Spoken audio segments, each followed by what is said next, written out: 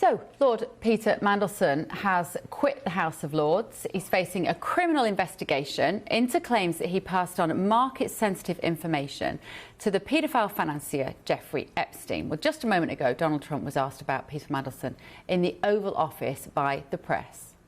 A few months ago, you had in your office here Peter Mandelson, the British ambassador. You were shaking hands with him over a trade deal. He's today been forced to resign from the House of Lords, the upper house of the British Parliament, over his links to Jeffrey Epstein. Just wondered if you had any reaction to that, since obviously he was... I didn't know about it, but I really don't know too much about it. I know who he is, but it's too bad.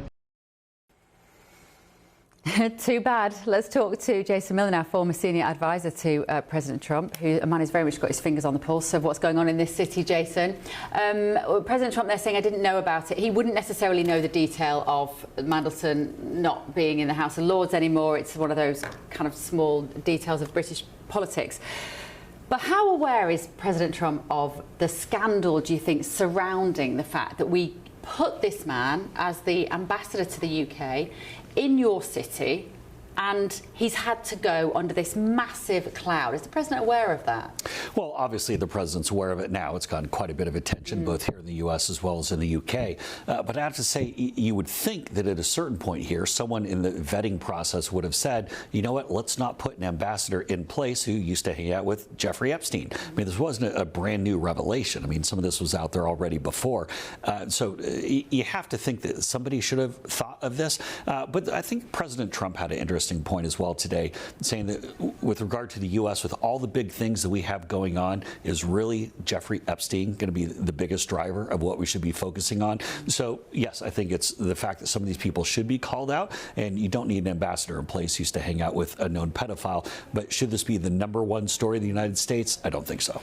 What is your assessment of these Epstein files? I mean, I've been on a plane most of today coming back from the UK, but during that time I was trying to get my head around some of the main takeaways from it.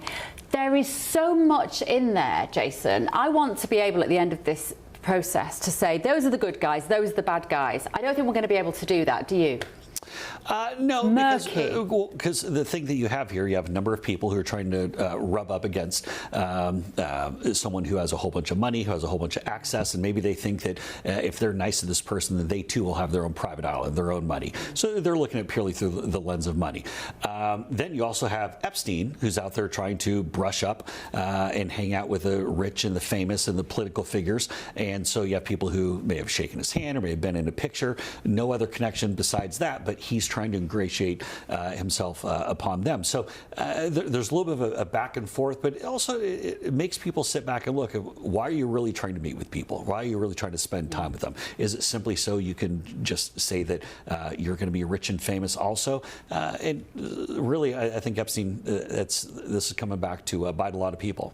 And the sort of, I think there's a spectrum of shenanigans on the island, with my assessment, and looking at the emails as well, that you've got the serious rape allegations and potential sexual activity with minors, and then you've got the glad handing, the semi-corruption.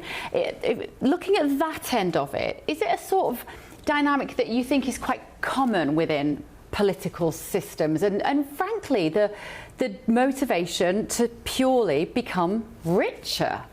Well, I don't think it's commonplace in the United States for the simple fact that most people don't own private islands. Most people aren't saying, come and spend a weekend with me at this private island, let's go and fly down here. I mean, that's one thing about U.S. politics, is most political figures don't have much money. I think where they cap out $175,000, $180,000 a year as far as on Capitol Hill. But for these people thinking that if they simply hang out with someone who's supposedly rich, supposedly powerful or famous, that they're going to become rich or ingratiate themselves as well, I think that really shows where their own values lie, and that's all we need to know about them. I was, like I say, I was in London over the weekend, and I was shocked to hear how many left-wing, Trump-hating media outlets think that President Trump should literally resign over the fact that his names are mentioned in the Epstein files. Just like clarify for us, if you would, how much there is of President Trump in these emails. Well, the president has made very clear over and over, and I think these files have even borne out, that the president said wanted nothing to do with Epstein years and years ago, thought the guy was a creep, and full stop on that. There's nothing recent. There's nothing within a couple of decades, literally even. But I think also with Epstein, you see somebody who wanted to be on everybody's email account, who wanted to be calling everyone. Part of his business was trying to be in the know, and I think as they go a little bit further here, I think they'll probably find out the way that he was really making his money, which I think he had probably a lot of people that he went to him and said, okay, you visited, now you need to go and invest with me. I think that's probably where some of the bumpiness or the turbulence could be. But I think the attempt to try to pull in the president is just silly. Yeah, I mean, there's hundreds of mentions of President Trump, but it appears to mainly be of Epstein having a very low opinion of him, that obviously they'd fallen out at some point, and criticising him. It's merely his opinion of him.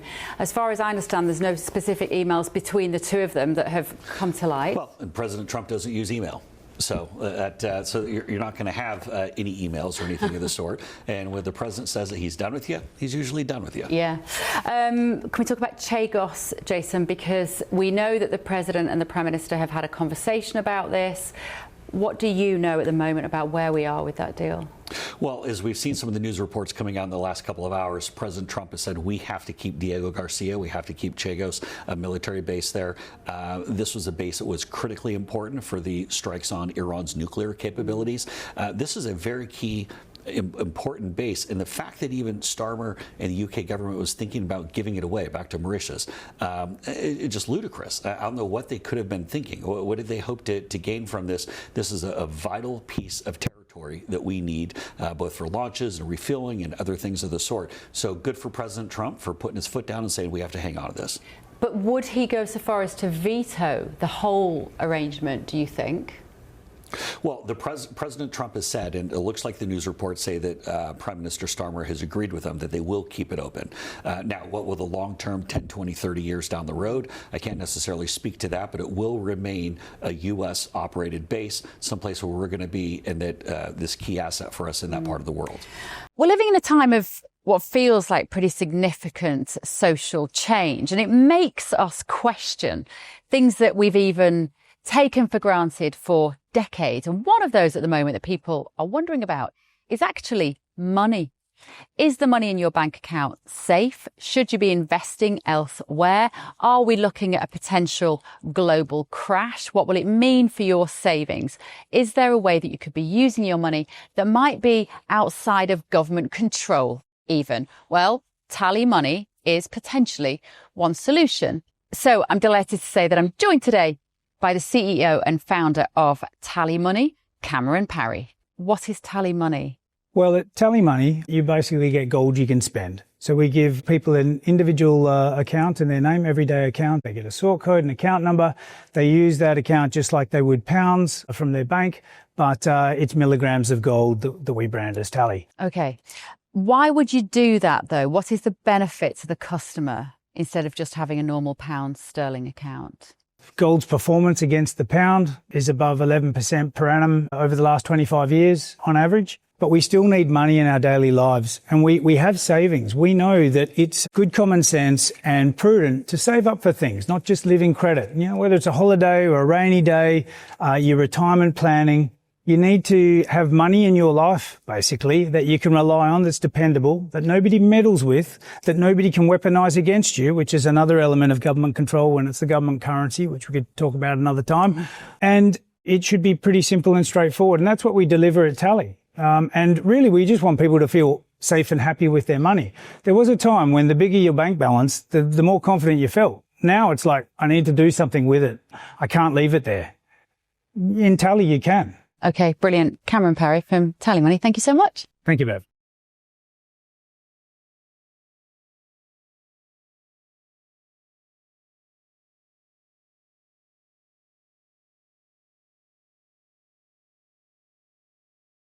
And let's talk about Iran, if we can.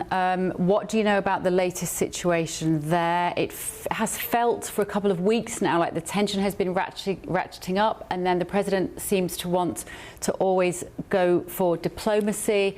Is that being exhausted, in your opinion? President Trump is going for diplomacy, but I'm not sure the Iranians are. And even though we've seen talks, whether it be Steve Witkoff and Jared Kushner trying to sit down with the Iranians and having more talks that are underway, but the fact the Iranians are now sending drones after U.S. ships, this is what I would say a bad business decision. This is how you get bombs dropped on your head. So if the Iranians are going to play stupid games, they're going to win stupid prizes. President Trump is going to try to solve this diplomatically. He wants to get to a peaceful solution. Obviously, that starts with the Iranians stopping the killing of innocent people. By the way, some of the numbers now are upwards north of 30,000 innocent people that have been killed. This isn't just a number. These are real, actual people being slaughtered. But President Trump has said, you're not going to slaughter innocent Iranians anymore, and you're not going to have a nuclear program.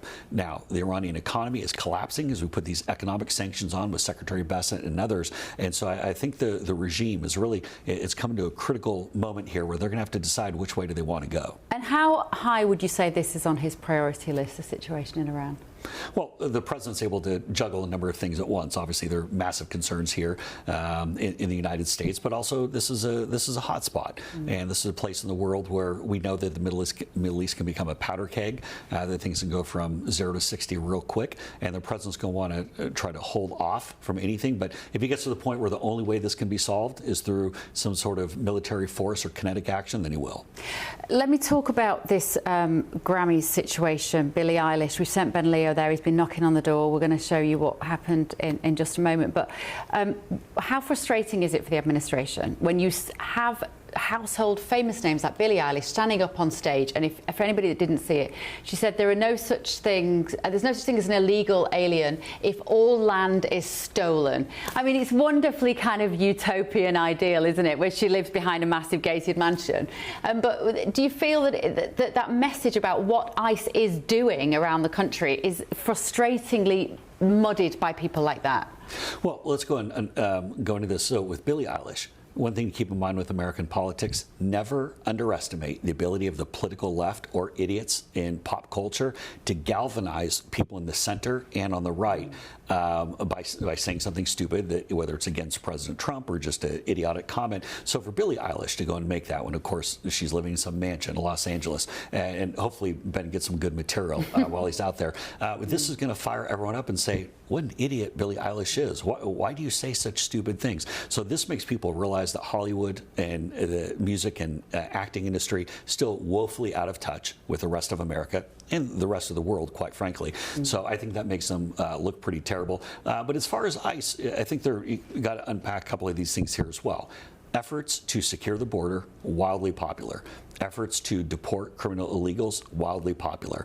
I think that where the Democrats have been jumping on trying to make the noise here is that somehow if an ICE agent who wants to not be doxxed and attacked publicly or have their family threatened wears a mask, then all of a sudden they become the bad guy. Now, they've said they're going to remove the mask, they're going to go some body cams, some other things like that. But let's not confuse the two. Border security and deporting criminal illegals still wildly popular in the United States. That's going to continue. It's that gap again between what the mainstream media would have you believe and what the people on the street actually think. Another example, just a lighter one to finish on, Jason, is the Melania movie, which was out this weekend and actually had the biggest receipts of viewers this weekend, of visitors to see it, than any other non-fiction, factual movie, documentary, effectively, for over 10 years. And yet, if you watched any of the media, they would say, oh, well, she's deeply unpopular and no one's going to go. Very well done. A-list producer who put this together, just really good numbers at the box office. But this is one thing, this is just classic TDS. It's just people who can't help themselves but to be triggered. I did actually speak with a reporter earlier who said that over the weekend they went to a movie screening downtown DC and it was packed with reporters. They're literally, the entire press corps was there to watch it in the theater. I gotta say, somewhere probably had Mrs. Trump with a little bit of a smile on her face that the media was paying to go see her movie on a weekend night. So, have you seen it? I just got back into town, so I have not, but I know this next weekend I will be, but chef's kiss on that one. Yeah, absolutely. Well, you know, good for her, I say. And the same as I say, in England, I noticed this weekend in the UK, the rumours and about the fact that nobody had gone to see it, and it won't be as popular in the UK because our media is still suffering from Trump Trump Derangement Syndrome in the most acute way that here in the US we're not seeing it in quite as bad now. But Jason, thank you so much for joining us. Jason Thank you. Miller.